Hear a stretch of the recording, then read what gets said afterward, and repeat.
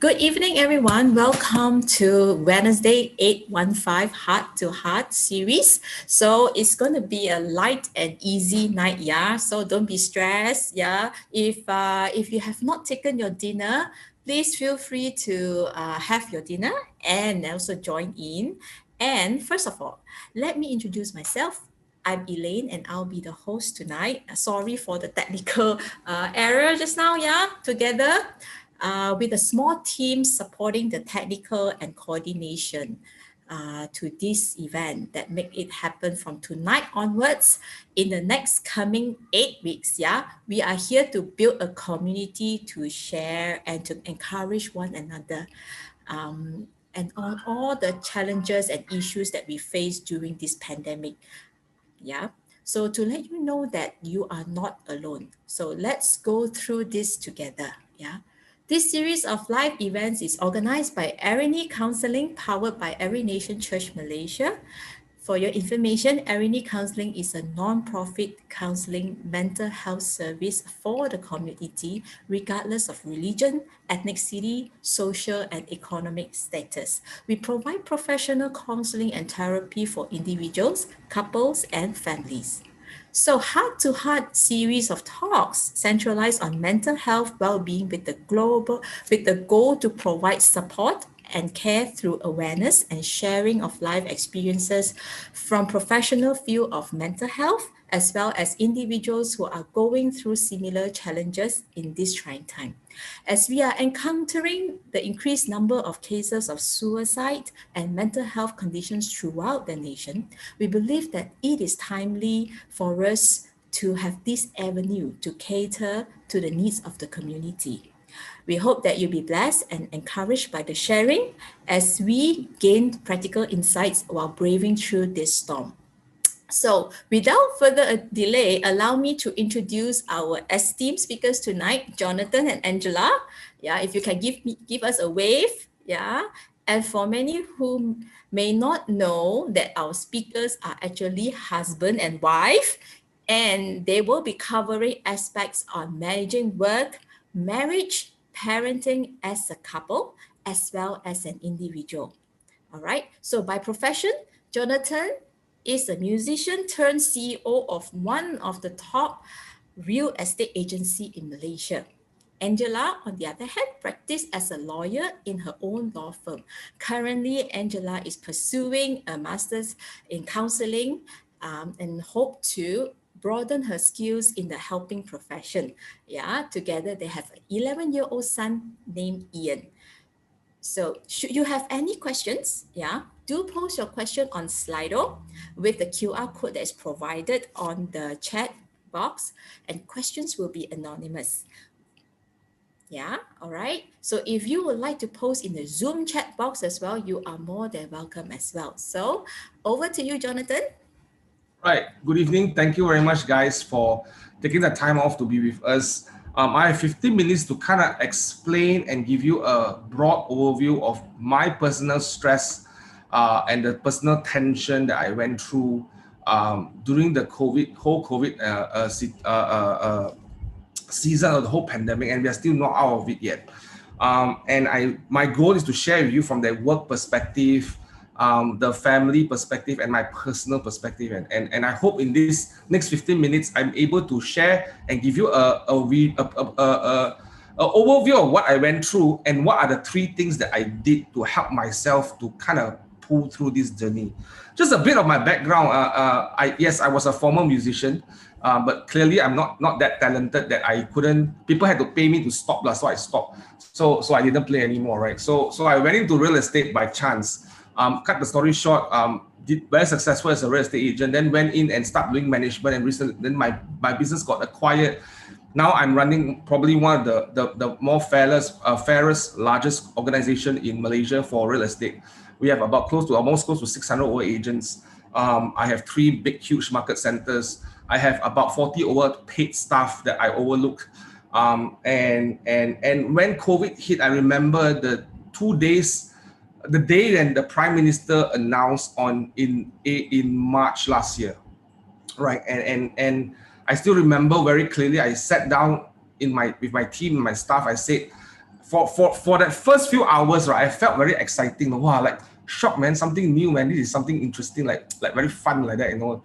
But then as I sit down and ponder through and think through, I realized that our lives will never be the same again. I remember sitting down with my staff and I told my staff, this will be the last time. It's like a very sad story. This will be the last time we'll sit down physically and we'll work and we'll talk this way anymore. I think after this, life will change in the way we work and the way we live already. And to fast forward right now, after 18 months, we have now gone virtual 100%. And I still remember the time that we went through this, right? I never went through a season in my business where there was zero revenue in the company. I think there was about our payroll. I'm just be very transparent, open here. Our payroll was close to $500,000 a month, and there was no cash flow coming in. And I remember, I think after the first week of lockdown, my finance director came and started talking to us and our board level and say, look, we can't go through this like that. Like, we need X amount of injection to last us for the next 2-3 months. And I never felt so much pressure in my entire working career, because there are two things I was pondering in my head. Number one, there was so much anxieties. How am I going to fund my family after this? How am I going to pay for my son's school fees? Because he's now in an international school, right? In fact, it's probably the most affordable international school in town, but I probably potentially will have challenge there. How am I going to fund some of the funding that I have to that I have to help my parents, right? So this is where I couldn't understand. I was very anxious, right, about how do I pull through this, right? And that time there was no moratorium and all that, right? We didn't know. So we sat down and we planned. And I remember the feeling of anxiety of what would the future look like? How would we continue on? What about the families in my company? 40, 50 of them are on a payroll. How are they going to fund their lives? Now, I don't know how many of you are going through this right now, but we are now back in the same situation. In fact, I think the impact could be even greater for some of us. And that was the number one anxiety that I went through, right? And we had to, and the second anxiety is this. Then I had to think about how then can I change everything and work virtually and change my lifestyle. So I went into a fight mode, right? I didn't hide. I went to a fight mode. I went to a very aggressive journey of really going out there and being very aggressive in my work. And I remember we all went into this virtual realm. I started having trainings online. I started talking, having meetings. We start motivating people. So I was online almost every day from about 8 o'clock in the morning all the way until maybe sometimes 10 p.m. I still remember one day my mother-in-law walked past and he saw me talking to me because I'm facing a TV here right now. I got my laptop, I got my camera, my TV, and she's asking this. I think in her head she's wondering, hey, my son-in-law went crazy already. Why is he shouting at the TV there? Why is he talking to the TV, man? And I had to explain to her we were doing this virtual thing, and it's something that is very different, right? Very not normal. But one of the problems that came from that intensity to want to fight and try to defend the business and try to do what we can is it created another problem for me. It created tension where I was not there for my family at that moment. When I mean I was not there, I was not able to connect with them purposefully. I was not able to play a better role as a husband and a father in the way of spending quality time with them. Because I was so focused that if I don't do this right now, the entire ship will sink. And that was the burden I went through. And I remember one conversation my son had with me. One day he said, "Daddy, you stop spending time with me already." You know, but I said, cannot be, ma. I'm at home all the time. You get to see me every day, right? But the quality of that conversation with probably my spouse and my wife and my son has probably deteriorated even more. And it took me a few months to realize this. After some conversation with my wife, after some realization, it took me a few months to come to some realization that I was so obsessed about, so worried about the whole business thing and it comes from a point of because I was afraid of losing it. So that how am I going to fund this family? How am I going to help all these people that is with me? And not only talking about the agents that I have, about 600 of them, how do I help to keep everything afloat, right? So I was losing quality time, and I felt that I was burnt out. And I felt that I couldn't, there were times where I think I just couldn't go on anymore. And I cannot show it because I am leading a group of people, right? I got to be the one that puts on the mask and yes, y'all can do it one. Yes, we can do it. You know, that's if you are in the sales industry, right? My wife will tell you, she will remember my script, how I start the meeting, how I end the meeting, and how I try to challenge people. But at the same time, the mask was on where I know deep down, I cannot see where the hope is. There were times where I couldn't see the light. There were times that I cannot understand what would happen. So there were those moments I can remember. 3 things that I had the anxiety in my work. I didn't understand what can we do. I don't know how can you run a business with 0 revenue. I don't think any business, for the fact of the matter, it's able to sustain 0 revenue. And I was losing quality time in my family. I was there physically, but I wasn't present for them. It was very clear for me. And then I was losing myself. I was getting really burnt out. I remember starting early in the morning. Coffee was my number 1 friend. Now, if there was some sort of, then second thing is food, right? Because the reason why I wear black color is I try to hide my size from you all, so you all cannot see my real size. So again, I'm trying to camouflage, right? So it's dark in color. But I start eating a lot. I start snacking a lot. I start really finding ways to comfort myself. So these are the 3 key stress that I went through, and it was really real. It was really very, very daunting. I look back, I don't think I was prepared for this. And I find myself wondering how many of us are prepared for this.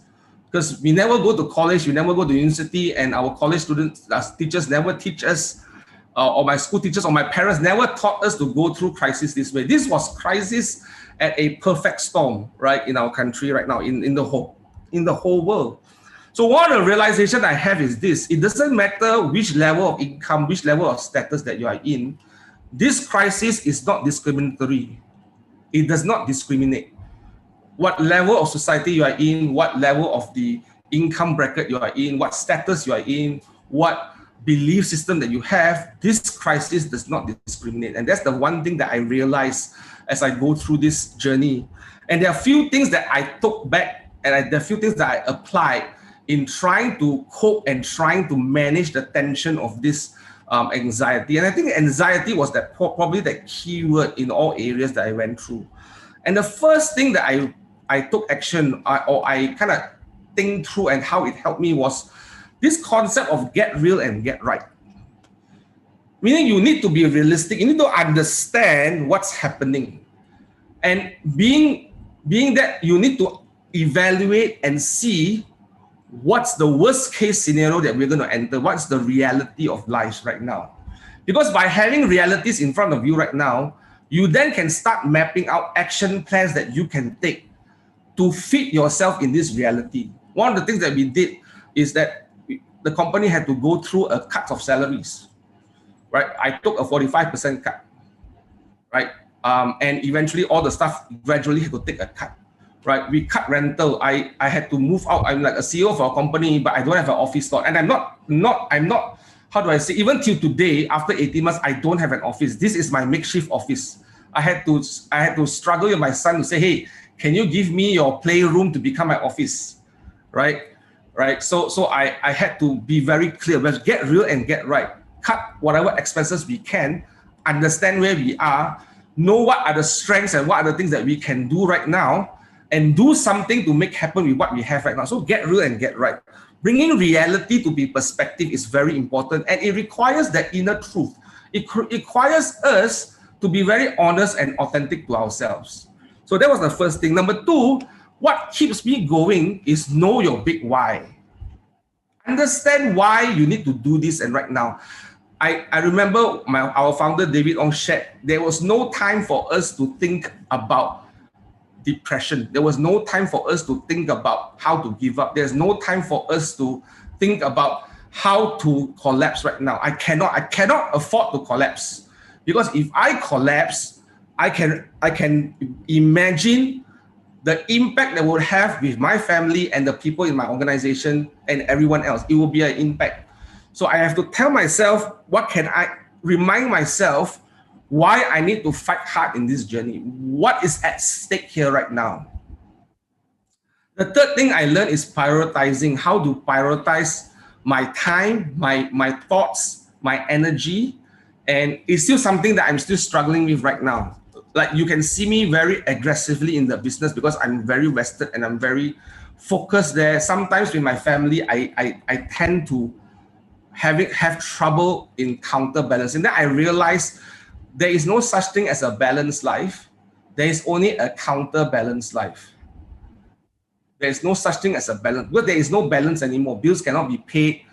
We are in a very serious stage right now. So we have to work 3 times harder to earn the same amount of money to cover for our expenses, right? So therefore, balancing may not be something that's practical right now. So counterbalance, how do you do that? So I remember putting some effort to watch TV with my son every night, 7 o'clock at night, 8 o'clock at night. And sometimes my son likes to watch YouTube, right? So he went in and started watching Gordon Ramsay's show on YouTube. And he was one day talking about how to cook the best steak. So cooking is something, is my passion. I like to cook. Cook is my therapy, you know. So so one thing I know, if the whole crisis come, don't worry, I won't die of hunger because I will cook for myself, don't worry, right? So if cannot, I also cook and sell the food, no, whatever it is. So suddenly he found the passion of looking at videos of how Gordon Ramsay cooks steak. So I decided, why don't I go and learn how to cook steak? So I start buying steak from the supermarket and I start showing him how to mix steak. And then I tell him, no, why don't you work with me and see how good the steak is, whether is it well seasoned, whether is it the doneness is correct. So those are small things that I think I had to put some high intention to counterbalance with the intensity I have at work, because there is a lot of things going on at work right now, right? And then there's a lot of things going on in the family. So few things I realized is how to prioritize by putting time aside and time blocking time in order for me to be very intentional. With my wife, I have to spend Sunday night. Sometimes at night, I will try to pause my time and have some conversation with her, even though sometimes she will ask me, hey, so remember what I say or not? So I will pause for her, and I was thinking, okay, because my thoughts was flying away, right? So that's the reality that I was going through. And she will say, Sila, you're not serious about talking to me. So those were the tension, but I had to put the time there. One of the things is the intention is how you put time in play to put yourself to counterbalance. So I think those are the 3 key things that I learned to cope in this season of high tension and season of high intensity. And it's not the natural thing that we were kind of programmed to do. It's unnatural for us right now because this is an unnatural season. So these are the 3 key things. Number 1, get real, get right. Know the realities, know the truth behind what's happening. Number 2, power your daily routine, power your thoughts by remembering what's the big why you do what you do. And that's very important. That's the fuel. I want to give a quote by our founder, Gary Keller, because a big why brings big focus and a big energy. And a little why brings little focus and little energy. High achievers always have a big why. So if I was struggling, I think one of the main things that power me through this is I constantly remind me of the big why and the purpose behind why I need to do what I do. And the last thing is prioritize the time that we have during this crisis so that we know that we are not missing out on things that matter. So I hope this short 15 minutes sharing would give you some perspective. And if you have any questions later during the Q&A, feel free to fire them to me, and I'll be very open as much as I can to kind of share through those questions in a more with more deeper perspective. So I'm going to pass the time back to Elaine. All right. Thank you, Jonathan, for being real with us. And of course, with your 3 pointers there, definitely it makes sense to us. Yeah, especially myself going through different challenges in my life too. And I appreciate that you being real with us at this moment. Later, we will have question for you. Okay, Jonathan? All right. Now we will pass the time to your wife, your dear wife, Angela. And Angela will be sharing with us two of her perspective in the form of being a wife as well as a professional lawyer as well. Okay, over to you. Thank you, Elaine. If you're wondering, if Jonathan's my husband and I'm his wife, how come we are not speaking from the same place and same room? If you're wondering, he is actually at home. I'm actually in the office. I just want to be a live illustration to you that we still have our own space in our marriage. This is what it looks like. You are married, but you still can have your own space, right? Okay. I probably only share, of course, I have a lot of issues with this pandemic and with the lockdown, but I'll probably touch on maybe the three main one. First one will be, as I have my own law firm, and I do mostly on conveyancing, meaning to say I draft sale and purchase agreement more for the sale and purchase of properties and a fair bit of commercial contracts.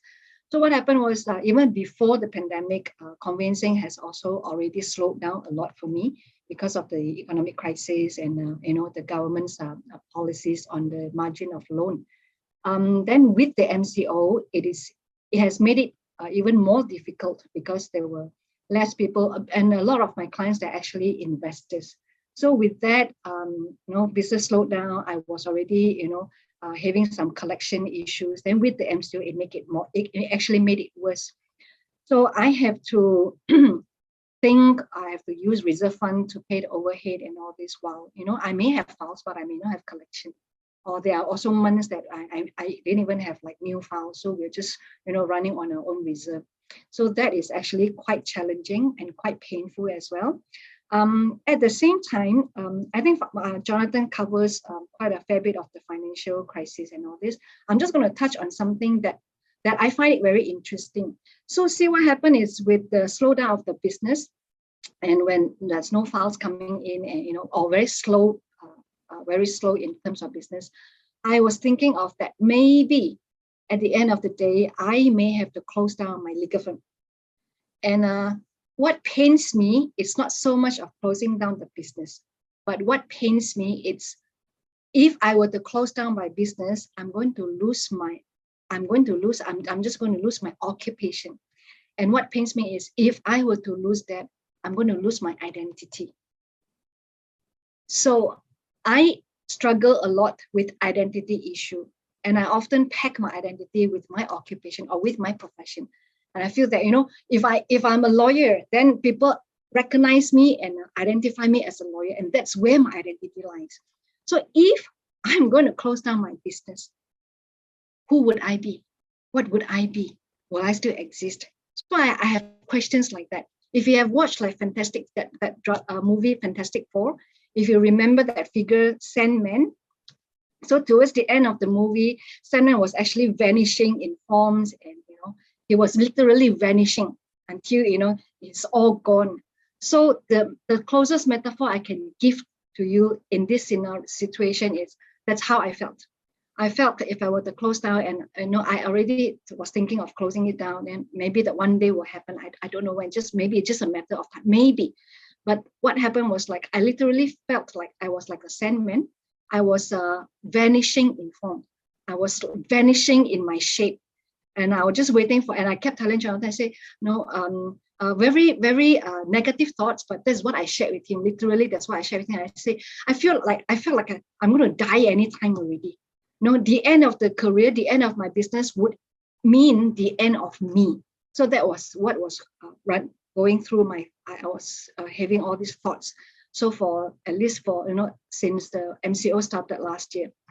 So that was one challenge that I have, to find my form, to find my identity. The second issue that I have is actually with in terms of parenting, with my son's having his online class. Before that, my son has never had problem with the homework and all this. But ever since they have this online, last year he was still doing okay. The only issue that he has is he will never switch on the camera. I don't know for what reason. No matter how much I nag him, he would still not switch on the camera. And it frustrates me because the teacher will keep reminding them to switch on and all this. But that wasn't such a big deal. It was until like this year, he started to have missed homework. Then in between, the teacher will text me, they will call me, or they will send me an email. Every time when I receive a message like that, I'll be like going like, how could this happen again? How could this happen again? I would want to fix it. And the one part of me will want to just go and ask him and question him. After having some talks with him, I begin to realize that maybe he's having some challenge over this online thing, online training, online learning thing from the school. But still, I did not know how to work with him on this. Because for me, I have always been a very compliant student. I never had issue with homework. I was always the monitor. I was always the head. I was always the prefect. Whatever has been assigned to me, be rest assured, even if I have to die also, I will submit. So that was what I did. So I couldn't understand the mentality, why he wouldn't want to, why does he have problem in submitting his homework? The irony thing is some of the homework, he actually did it, but he just would not upload, he just would not submit it online. So I was like, if you have already done the most difficult part, why don't you just click? It's just one click away and he would have submitted it. Well, he just did not want to. So in my frustration, I felt that, and often we have argument. And in my frustration, I will always have this tendency of, maybe I just leave him alone. Things will, he will just sort it out himself. But at the back of my mind, I also have this question as well. He is in a stage where he's being shaped, where he is being groomed. And the responsibility of shaping him and grooming him is on us as parents, not on the school, not on anyone else, but it's on us. So I have to make a choice. Do I want to work on this with him? Or do I just leave him alone or let go? What do I want to do? Then after thinking much about it, I decided that I want to work with him on this one.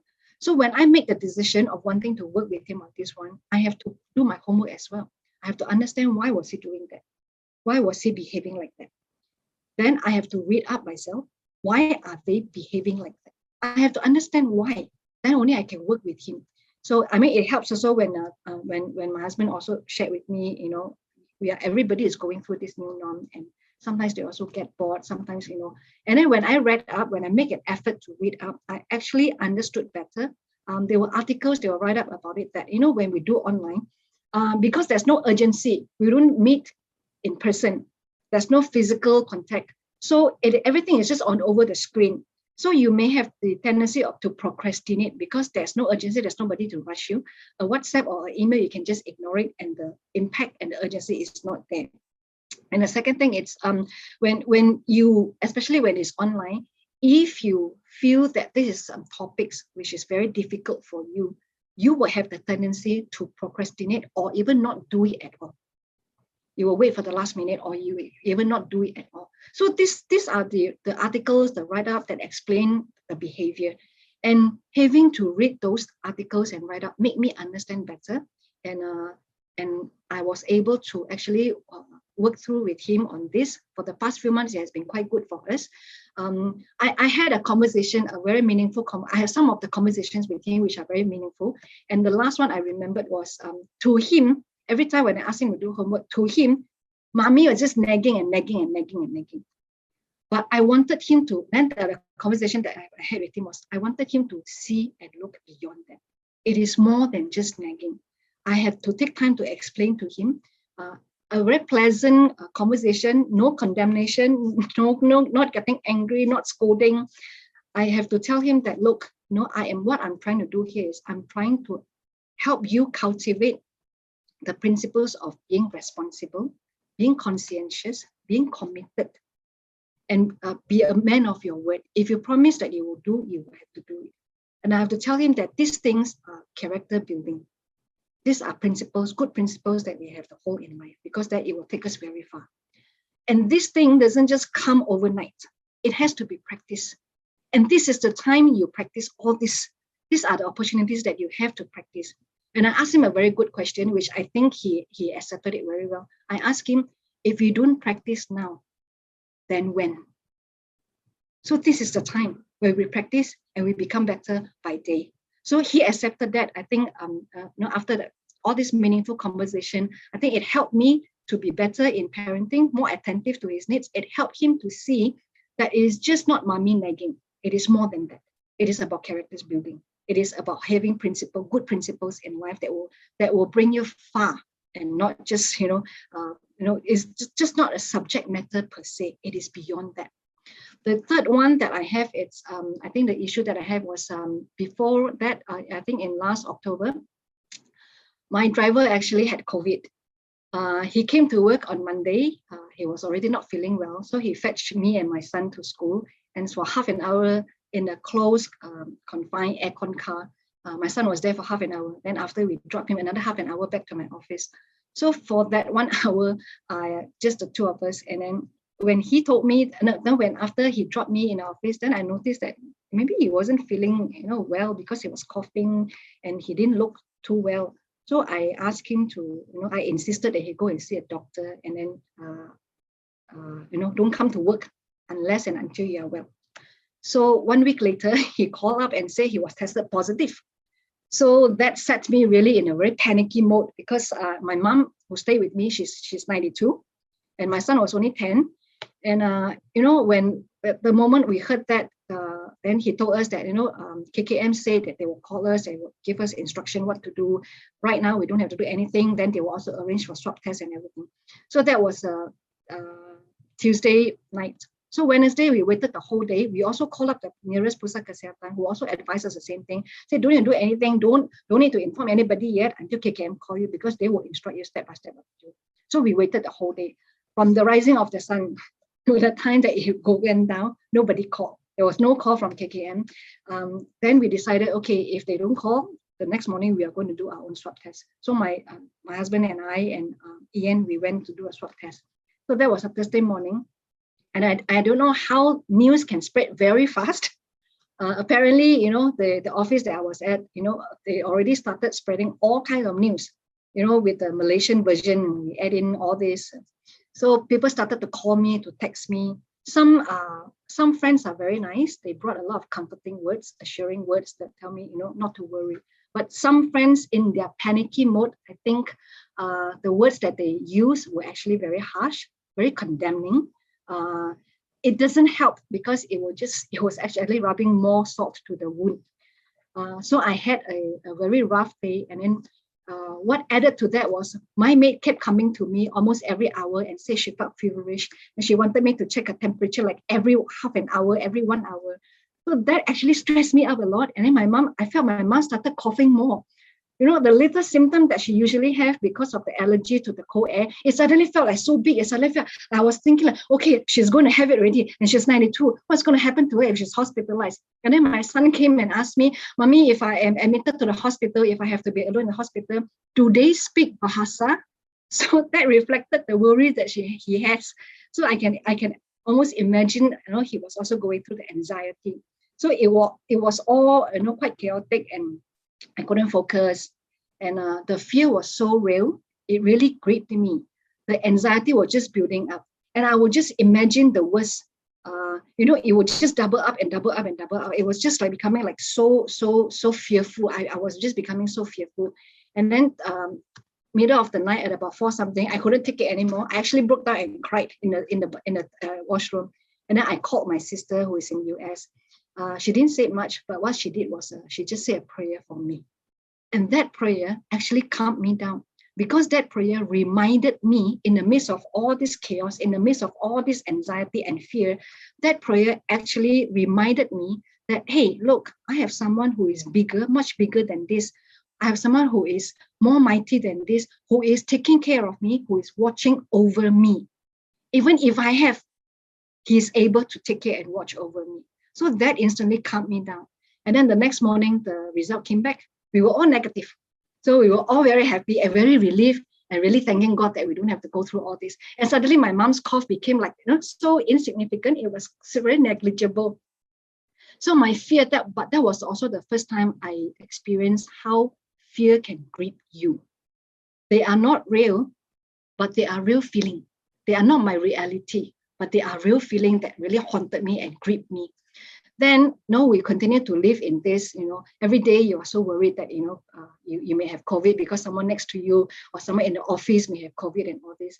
Then came the day on 31st of May, we went back to the office and we packed our things in anticipation of the COVID, of the full lockdown that was to take effect on the 1st of June. And then we packed all our things, we went back happily, anticipating that's going to be a 1 full month of lockdown. That was on Monday. And on Wednesday, I received a call from one of my staff, and she told me she's waiting for the ambulance to send her to Sungai Buloh because she was tested positive. I was like, and then it was on Monday when she came and she shared a drink with another staff of mine who was pregnant. So all of us, can you imagine the stress that we have and all this? But I was I was not so worried this time because I already have my first dose of AZEC like 3 weeks ago before that happened. So I was quite confident. I was more worried for my staff who was, about 5 or 6 months pregnant. And then they shared a drink in an aircon room having lunch. So then what happened was we went for swab test again. It's like, you're so used to it, there's no big deal. You just do another test and then come back and sneeze and sneeze and sneeze. So I went for the test and I was quite sure I'm not going to have that because I didn't have close contact. The only thing that she did was she passed me a check for me to sign, and that was less than 5 minutes. But I did not remember. I forgot that we were all in the aircon room in the office. And then the result came back. I was positive. And all my other staff were all negative, including the pregnant staff, which I was really, really thankful. But then when I was positive, I was the anticipation, not knowing what's going to happen. Am I going to have the symptoms later? It can develop later. So my husband was all panicky because he was all worried about my son Ian, who hasn't had his jab, because my mom already has been fully vaccinated, and he also had his first dose. So so there it goes. Then we went through another cycle. But this time, because I was asymptomatic, not even a single symptom at all. So I only need to be self-quarantined for the next 7 days. It turned out it was actually quite nice to be in the quarantine at home, because for the 7 days, for the first time in my life, I didn't have to do housework. I didn't have to take care of anybody. I didn't even have to feed my dog medication and all the eye drop and everything, because my two of my dogs are actually quite sickly. They need a lot of medical attention. So for that 7 days, I actually felt, wow, not bad, man. At least I have this time to relax. And and then with the 2 days before I ended my quarantine, I actually felt that, I'm going to miss this time, because probably this is the once in a lifetime kind of thing that you enjoy that 7 days window of rest. But all in all, after I went through, I came out with no symptom, and I got my release letter and all this. All in all, I realized that, hey, look, something that I feared so much, something that I was expecting so bad back in October, that it would be so bad, and I was so anxious and so fearful until it actually broke me down. I cried and all this. But when it really happened, it wasn't like something that I had expected it to be. It was kind of like pleasant, quote unquote pleasant. And then I was just thinking that maybe it was just me overthinking. And I have learned that maybe at times we just overthink too much. It may not happen the way we expected it to be. Right. So these are just a few things that the last thing that I actually have was, in this whole pandemic time, there are also times where I felt very helpless. I feel that things are very bleak, not very hopeful. And sometimes I just have that great sense of despair. And these are the feelings that I have on and off. Right. So back to you, Elaine. So for the things that I went through during this time. Wow, thank you, Angela. I didn't really know that you actually went through so much. Thank you for sharing what is deep in your heart today. And I believe that we have come to a point of Q&A. If you out there who are joining us here, if you have any questions for both Angela and Jonathan, please scan the QR code for the Slido, or there is actually a link on the chat box to the Slido for your questions, and questions will be anonymous. All right. So to begin with, I think what I gather from the both of you is really powerful, and what I like to kind of like ask both of you is that what is your support system like, yeah, as an individual as well as a family? I think it would be great to know that what you have been through as individual, as couple, as well as a family. What is your support system like, and what have been helpful and what have not been helpful?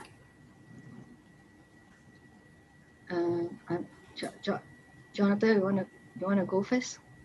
Ladies first, ladies first. Okay, all right. I'm still My finding my support support system, now, so you go first, yeah. he's just too shy to say his support is from me. Right. I think support system, I think it's very important that you have got family members that you are close to and friends that you are close to that you can share. Even like church members for us, because they have been very helpful with all the encouraging words, especially when I was going through the quarantine.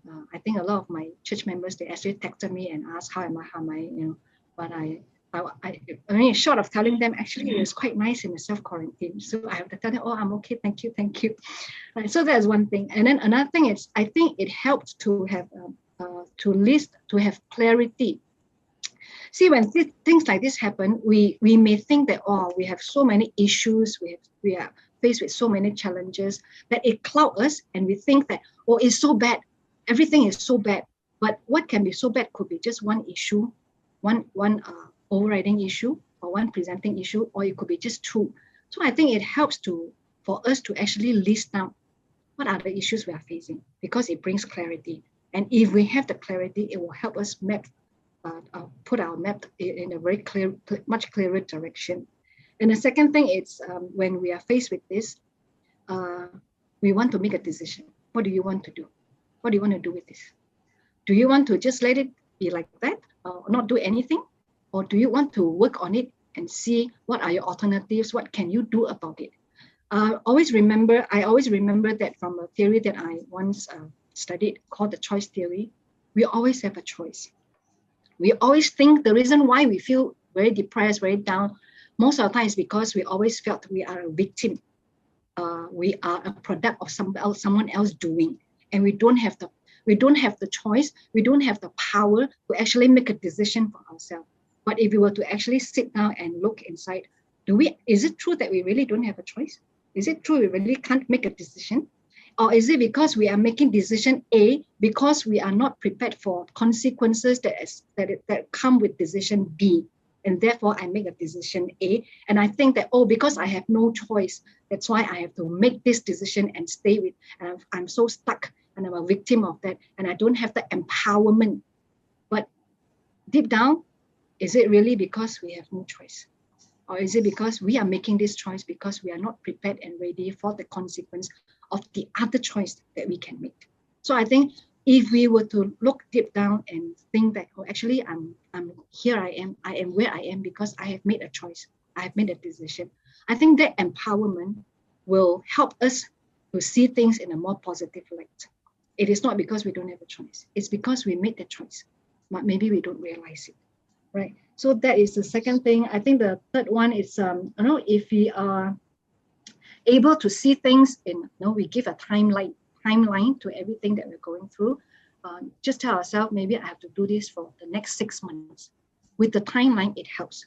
Because when you're in a tunnel, when you know that your ETA, that will give us more hope. It is when we feel hopeful, then things are easier for us. And the last one is, it is okay to ask for help. It is okay to seek help. Someone that you trust, or it is, even if it's professional help. If you think you can't hold it anymore, there will always be somebody for you. Yeah. Right. Really. Yeah. Okay. Yeah. My turn. Okay. I think there's one thing that when I was going through certain code, and I have a lot of support system around me, because my spouse, my family is one. I have also a lot of business coaches or life coaches or leadership in the church or in my company that I'm accountable to.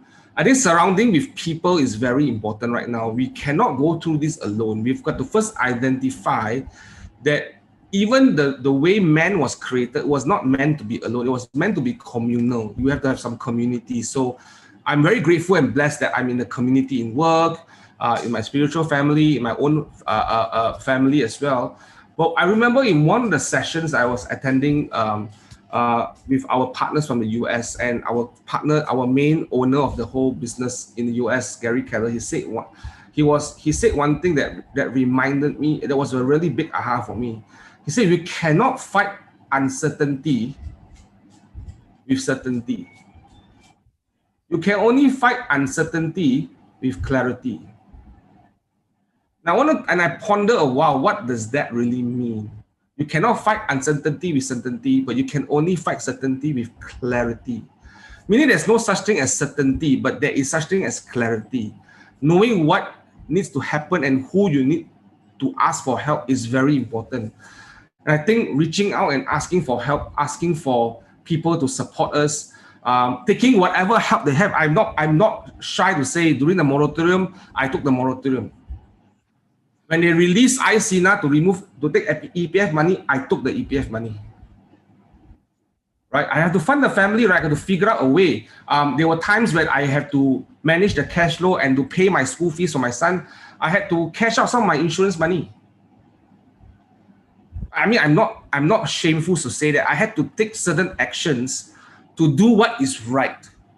I've got to make certain decisions to do what is right in order for me to make sure that we can still go on, right? I think clarity is critical, and you can only find clarity if you are constantly having some conversations with people, and you're constantly bouncing off or having accountability conversation, and you are having people asking you the right and tough questions. I think those are the best support ever. I think a good friend would be able to help by asking you very difficult questions to answer. Right? So I think I'm not. I think I'm in a better place because I was very blessed with the people around me. I was very blessed with the people around me that I could reach out to and ask for help. Right? I think that is probably the most important support system. And also whatever that fits my head and my mind is very important. What are the content that I feed myself? What is the things that I do that is purposeful, that is very clear to achieve the objective that I want to set? So I think having a very purposeful life and journey in this season is probably the biggest realization that I can get. And I think burnout, the word burnout was something that I was going through a very long time. And recently, a few months ago, I have a personal business coach, MAPS coach from the US, and he shared with me, he said the definition of burnout is basically misalignment. What it means is you are having burnout is because you are not aligned with doing the things that is necessary to do. You're having burnout because you're trying to do so many things that's unnecessary. Therefore, your life potentially is in misalignment. And it was such a big aha for me to realize, and as I write down, as I list down the things that I was doing so much of, that there are things that I'm supposed to do, I'm not doing. I'm clearly in misalignment. The definition of burnout is misalignment. And there was a huge lesson that I'm learning, especially in this season right now. Right? I don't know whether that answers the question, but I think that kind of sum up generally how I get my support. Well, thanks, Jonathan, Angela, for that encouraging words to help us through to kind of realign and to align our thoughts, and then to not only just stay there, but to be able to do something about it. Yeah, and of course, we love choice theory, Angela, and what we studied in Masters in Counseling. Yeah, thank you for taking us through that. I believe that I do echo with you. We have all choices, but that comes with responsibility as well when we make our choices. Yeah. All right. So we have one question for you, Jonathan. Yeah. And it seems like you like to have difficult question. Maybe it says here, thank you for the insight today. And Jonathan, you mentioned finding your why to keep you going. Yeah. What are some practical things that we can do to find it? Right. So ask yourself this question. What would be the worst case? What would be the worst impact for you right now if you don't do what you are doing right now? How many people would it impact? What would your impact be? you ask that question. You have to ask that deep question. So if you stop doing what you are doing right now, you give up, you let go everything you are doing right now, you decided to throw in the white towel, ask yourself, what impact would that create around you? Not just for yourself, for the people around you, and for either your business or your friends or your family. What would that be? What would that look like? How would your life look like if you throw in the towel today? And if you can answer all those questions, likely there's a hint or a indication, likely that could be your big why. So I give you an example. I think in this journey, it's important as parents here. If you are a parent here today, going through tough times is a good example for your child to see.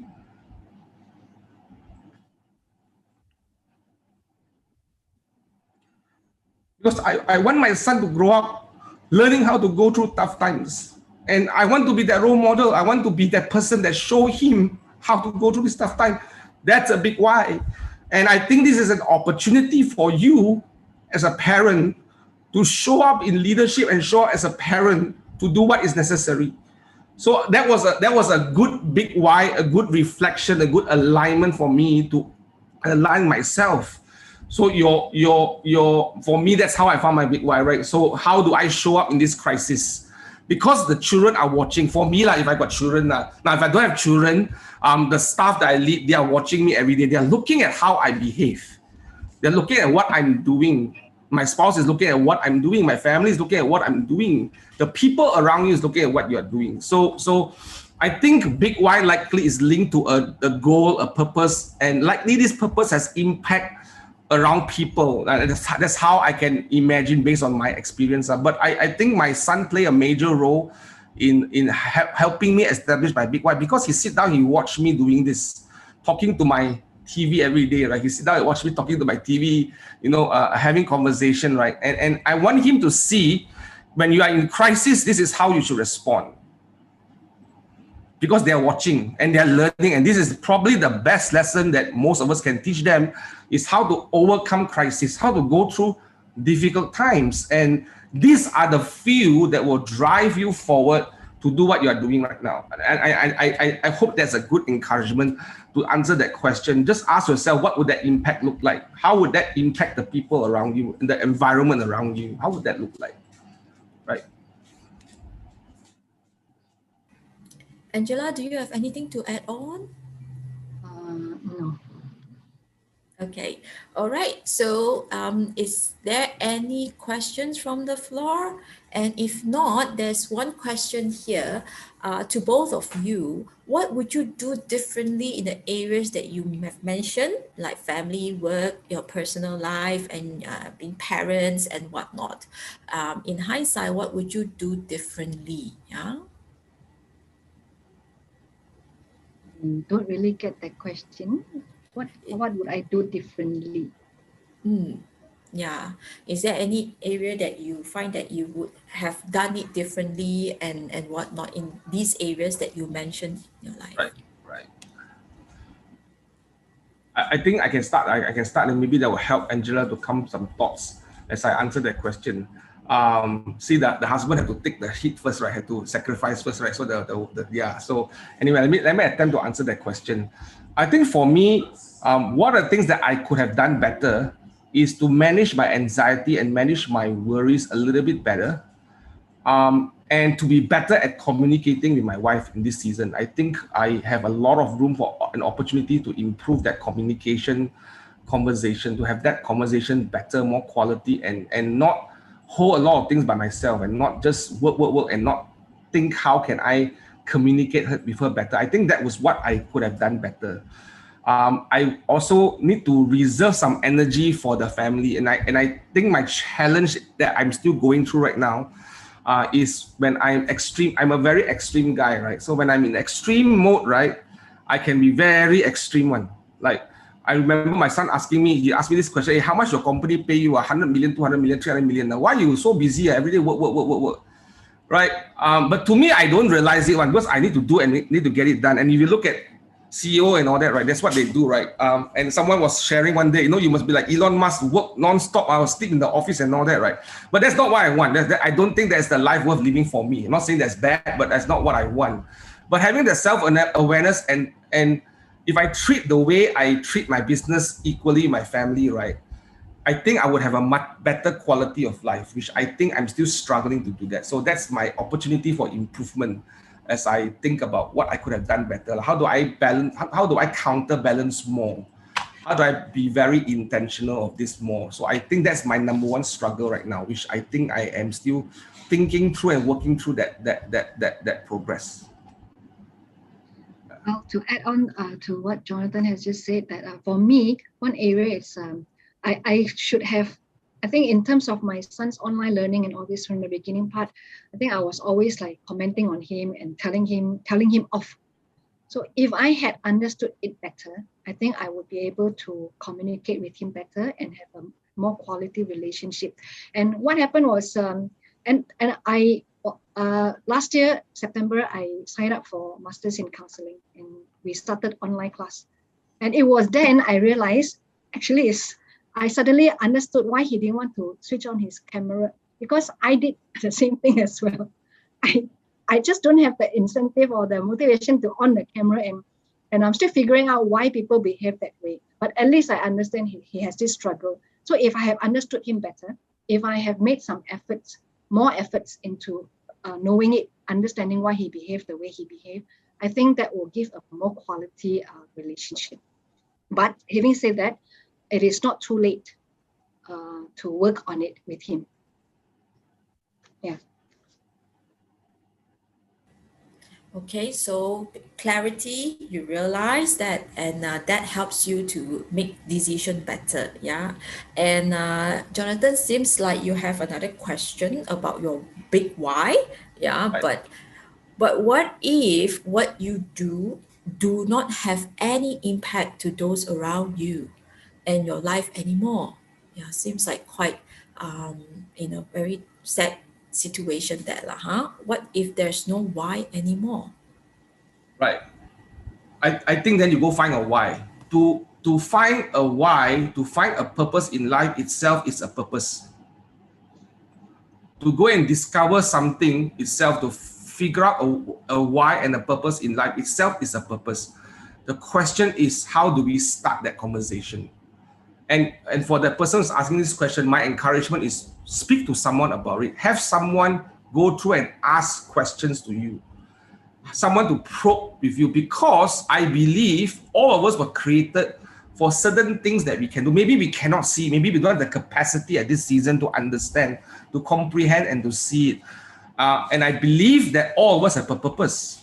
Maybe your story of finding a purpose today will help someone else in the future. That self is an impact already, right? Maybe you could really add some one laughter or one encouragement to someone tomorrow could help someone to have a twist of event in his life. Maybe that one word you say could potentially help someone be a better day, have a better day today. So whatever it is, there is definitely an opportunity for all of us to contribute and to give to whatever environment, society that we have. And I believe seeking that is very important. I will encourage those of us who have, and I sit down and I coach a lot of younger real estate agents who is going through a very challenging time. Sometimes they are not motivated at all. Sometimes they find them struggling to motivate because they cannot align themselves with a purpose. Therefore, the movement cannot attach to the mindset, right? And a lot of times, I spend a lot of time having this conversation with them. I will have those conversations and ask those difficult questions. And I believe there is somehow, somewhere we can unlock certain things if you have good conversations with people. And trust me, when you reach out and ask for help, you'll be so surprised. There are so many people waiting to meet you. There's so many people waiting to listen to your conversation. There's so many people waiting to hold your hand and just shake your hand. There's so many people out there ready to meet you, and you have not met them before. And there must be, and I don't think we are here on this planet by default for the sake of being here. And I don't think that works. Everything that happens in this whole planet has a function and has a role to play. And maybe we are just finding that role to play in this season of our life or in this journey that we have. So I encourage you to go and discover, self-discover, have conversations, speak to someone, and seek assistance, right? Connect with someone, and you'll be very surprised some of the interesting findings that you will get as you have that conversation and journey with someone. That's my encouragement. Right. Thank you for being honest with that, to continue and to find that wise and to seek help and to continue to have conversation. Yeah. And with that is able to find some answers there. Yeah. And I believe that even through counseling too, as we journey on with clients who come into the door. Yeah, it's all about conversation, creating time and space to have that safe space to talk and to have clarity of mind. Yeah, thank you for that. And now we have a question. When Angela, you mentioned also a little bit on experiencing some form of financial crisis there, but perhaps that was more towards Jonathan. Maybe help us to understand in your personal walk, in your journey, how did you actually cope with that and manage that on your part? I'm thankful that Jonathan has a job that pays him, and he's working for people. But on my part, I think business-wise, it is quite painful because I have to, when there's no collection, I have to find ways, either own reserve or whatever means that I have to pay for the expenses. But what has come to me to realize it's, I have to relook at my budgeting for my expenses, for my firm's expenses. If I can't afford X number of staff, then maybe I don't have. Instead of having 10 staff, if I can only afford 5 staff now, then I do with the 5 staff. But that will also mean that when I have 5 staff, somebody has to do the work, the job of the other 5 staff. All right. And I will be one of them too. So like for me, I'm not good at all this technology, because all this while my job is just to prepare documents, and Word itself is enough for me. I don't go into other things. So when we started to have all these things online, the adjudication to the stamp duty online, the land office, the land search, everything is online, bankruptcy search all online, even preparing advice to the bank, I've never done it. It was all handled by my staff. But in this season, I have to tell myself that, hey, look, I have to learn how to do it. It's a little painful in the beginning, because to learn new things. Not everybody is susceptible or is open to change that habit. But I just have to tell myself that, I will do with what I have to do. So I learn how to prepare documents. I learn also how to submit things online. I learn how to pay stamp duty online. Not very good, but it doesn't mean that I cannot master it, because through practice, I'll be able to do it. So we just have to have that change of mindset. Like my son has always been, and the school has always been teaching them how to have growth mindset. So I adopt that myself, that we have to change. I just have to change. Unless I do not want this business anymore, then I can think of closing it down and going for other alternatives. But if I have made a choice that I still want to continue with this, I just have to find ways to cope with that, and be it cutting down expenses, be it operating at a very lean budget. I have to do what I have to do. I think what I hear from you is to work within the resources that you have, and sometimes with that, yeah, you're able to build resilience, yeah, through that. And now I see the Angela that I know of is, able to work through all the technical stuff and whatnot, yeah.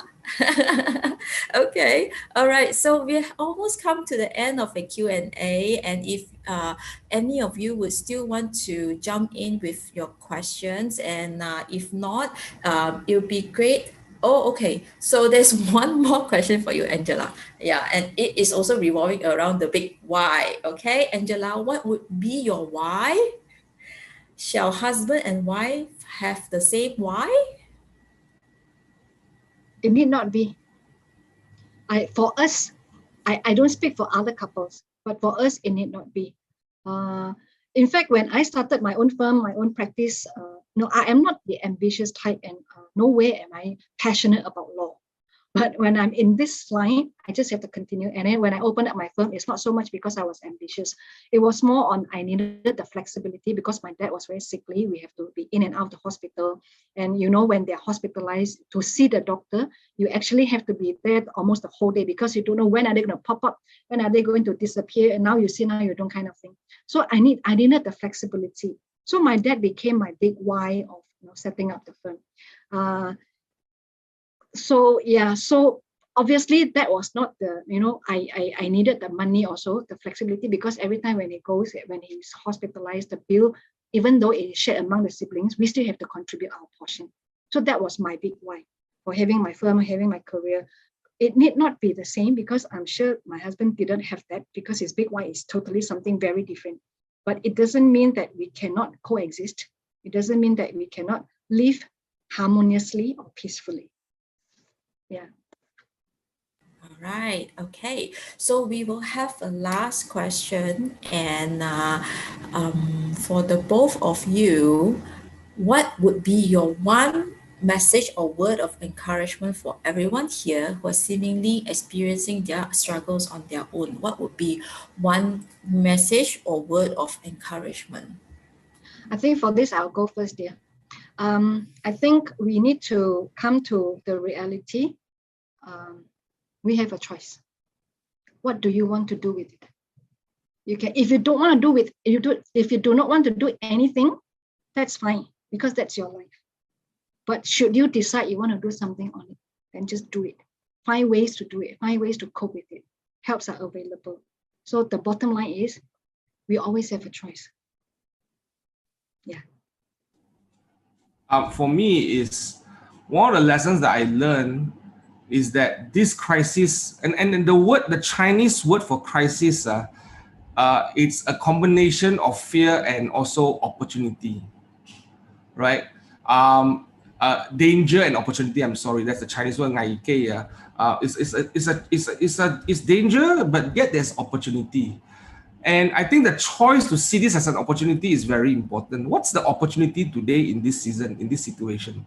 What are the lessons that we can learn? And if I put a perspective that all of us are in several different seasons of our life, different age group, different era of our life. You could be in the starting of family, you could be single, you could be of a certain age, or whatever season that you are in, right? This crisis is only one dot of that timeline. You've got to understand and accept this. The reality is, this crisis is this 18 months is not the rest of your life. It's one dot in your whole timeline on this planet. And there are many more things to happen after this crisis. There are many more things to happen after this season. But the opportunity of this season is to redefine and be the better version of yourself. I think crisis push us to that level. Crisis push us. That tension gives us that opportunity to build a stronger muscle, to do greater and bigger things in your life, and to be more impactful. Now, greater and bigger things is very subjective. There's no such thing as what is the definition of great, what is the definition of big, what is the definition of good. But you guys decide what you think is a good and a big life that you want to live, right? I think that's the first thing. You understand that one dot and accept that reality is this will go away through time. The question is, we don't know when, but it will change and it will be a better time from here onwards. There will be opportunity for that to happen. The question is, are you able to prepare for that, to prepare for yourself when the better time comes? Are you able to prepare? This is the preparation for you. And I strongly encourage everyone to reach out for help and really seek help and seek counsel in whatever you are doing right now. Bible says in the multitude of counsel there is safety. When you are talking to more people, when you have better insights, right? You will definitely have better opportunities to learn and learn that lesson so that you can reflect back. I like to begin my life from the end. I want to say that at the end of my life, if I do have my grandchildren, my great-grandchildren, depending, what stories would I be able to tell? What would that story look like? That the story will be an impact to the future generation. Or even tomorrow, what will the story be like after today's experience, right? And I think the reason why some of this exists is really to help us to get to, is part of writing that story. And this is just one dot. If you're feeling down, it's not working, things are failing, it's okay, because this is just one dot. It's okay not to be okay, right? And there's this season for you to do that. But reach out for help and realize this is only one dot in your entire timeline. And when you realize that, I believe you will see the greater things in ahead of your life. And the most important thing is start your day with gratitude. Think of the things that you can be thankful for. One of the things I know how do I get ahead of myself is how can I look at my life to help others right now? How can I share this message today so that it's helping someone else? When you help someone else, when you are thankful, trust me, there is so much more energy in your bank to go on further. When you're helping people and when you are feeling very grateful, you would know how you would have a better energy level in your bank. I think that will help you to carry on. I hope that will be a good answer to that question. Okay, I think there's one last question. Seems like questions coming up quite at the last minute, but I think this is something that would benefit the rest. Yeah, what is something that this person can do if he or she is feeling anxious? So recalling the time that you were anxious, you were fearful. Okay, what is something that you can do to overcome that? What I realized, fear, it's a feeling, but it may not. Whatever you imagine it to be, your anxiety, thinking of the worst that it will happen, what will be the scenario. We recognize that it is a feeling, but we must also acknowledge that it may not be the reality. So don't dwell in something that is not the reality. For me, I think what helped me in my anxiety is to realign myself consistently, to again relook at everything and explore the evidence that's in front of me. Look at evidence. If you're running a business, look at your numbers. If you are doing your life, look at your calendar, see what are you doing with your time, right? So I think in exploring the evidence in front of you to really be clear what's the reality. So I said the first thing is get real, get right. Get real and get right and have that clarity first. Then you realize the anxiety will be there, but it's not so intense because you are able to manage the anxiety when you understand the reality. And what's the worst case scenario? Well, I tell my wife the worst case scenario, we're going to sell all our properties, right? Go and rent a house. My parents have another house that we own, so we will sell that off, sell this off, find a way to find education of my son at the lower cost, or we all just sell the house and figure out maybe I go and work in a restaurant, I go in char kway teow or whatever it is, find a way to make something happen, right? So that is the worst case, because when you accept the realities of the worst case scenario and you make peace with it as soon as you can, you accept it as the worst case scenario. Okay, great, let's put it there. I can accept that's going to happen. Now let's focus on how do I do what I need to do so that I don't get there, because I know that's the reality if nothing happens, right? So align yourself correctly so that you know that you don't want to get to where you are. And you'll be very surprised. The ability that God has given humankind is truly amazing. The innovation that come up today, I tell a joke, as a CEO of the company, I have to do so many things right now. I do conduct talks. Now I even have a comedy show, live comedy show to attract people to come in. I have to go and tell jokes, So I joke around. Maybe I'm also exploring. If there's a Dr. Slim, if there is a what do you call it? What's the other guy name? Dr. Jason Leong. Why cannot have Jonathan Lee? Okay. Right. So maybe that's what I need to do. If you can see, if you think I'm funny, please press 1 on the chat box right now. Please encourage me right now. If you think I'm funny, I got jokes, please press 1 right now. Okay. Got 2%. There you go. So that means okay lah. I got chance. I got hope lah. See, I can make it happen lah. People will support you lah. They will try their very, very best. So it's how you live your life. It's how you think about it. Once you know what's the worst case scenario, right? Cannot show you the joke. I can only tell you the joke. If I show you the joke, a bit challenging. Tell you the joke, then can. Okay. Right. So back to you, Eileen. I hope that answered that question. Okay, thank you. So at least I know a little bit about Jonathan. You can cook char kway teow and can tell jokes, yeah. And I suppose, Angela, your life is full of colors, yeah. All right. So thank you, everyone, and also both of you. And one thing that I truly glean from today's sharing is to get real and get right, yeah. Prioritize my time and also to reframe my fear anxiety. I hope you can also share your one thing that you have been blessed as well in the chat box to encourage one another. If you can, just type in your one thing that you have been blessed today, and maybe just drop a message to encourage both Angela and Jonathan to continue on this journey together as a couple as well as an individual. All right.